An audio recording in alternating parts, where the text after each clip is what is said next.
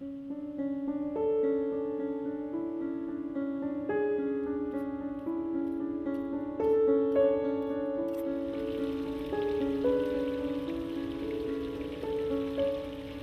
had a good life. Like, I had a great growing up, I have a great family. I've been involved in the church since the day I was born.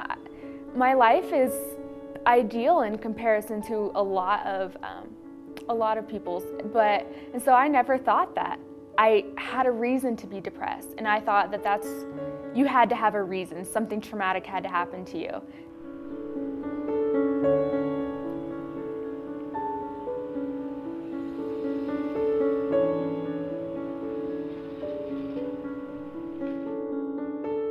There's literature out there that would support that depression is a chemical imbalance in the brain,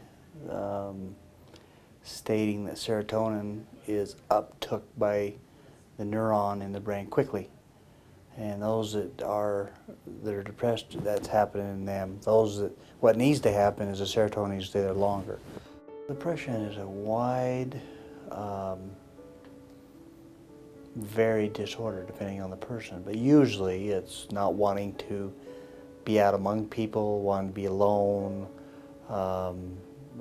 crying maybe,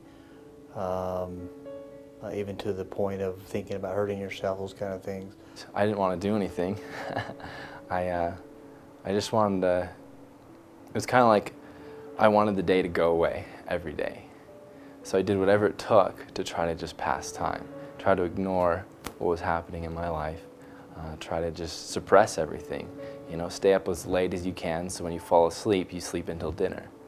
If you're down and out, you know, why do you want to get up out of bed? And what's the meaning of life? And if you're so tired and so drained of energy like depression will cause, why would you even want to try?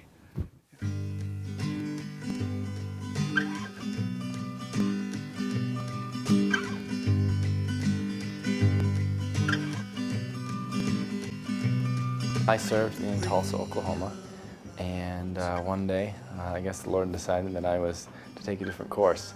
And I woke up in the hospital and I suffered a severe head injury, which led to a lot of things, you know, mental, physical, and emotional difficulties.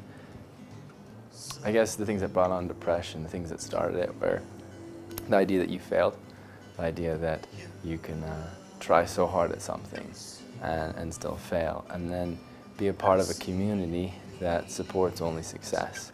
You know, be a part of a community that says, you know, 2 years, that's what you have, and if you come short, a lot of people look at you differently.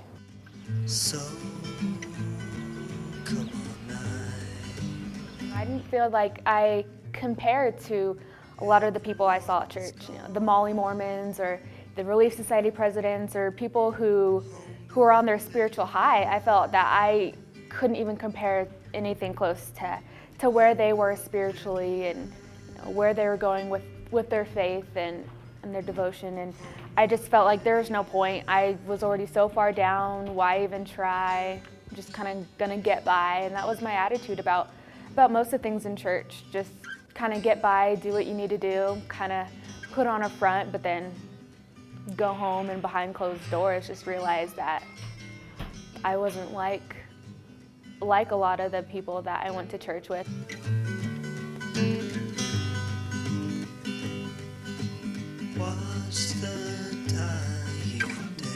It's hard not to make spirituality a part of the treatment. That's kind of the perspective they're coming from. And I find that religion and spirituality provides hope and encouragement for people. Knowing that and having the knowledge of the things of this gospel, I knew that it was attainable, even though it was hard. The first thing I had to do is I had to forgive myself. I had to stop holding things against myself and causing my depression. Regardless of what the world thought of me, I needed to be happy with who I was, and I needed to be happy of where I was going in my life. Because if I always longed for something better, if I always wanted what was taken away from me, I would always be depressed because I would always think of something that I'd never had. There needs to be more awareness and more tolerance and more acceptance. more understanding. But even saying that, depressed people who suffer from depression still have a responsibility to manage their symptoms. And they still have an obligation to live their lives as best as they can.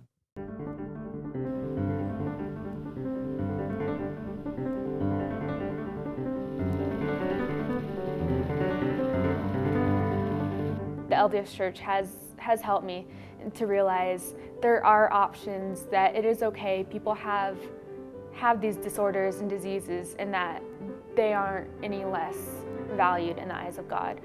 There's been great bishops.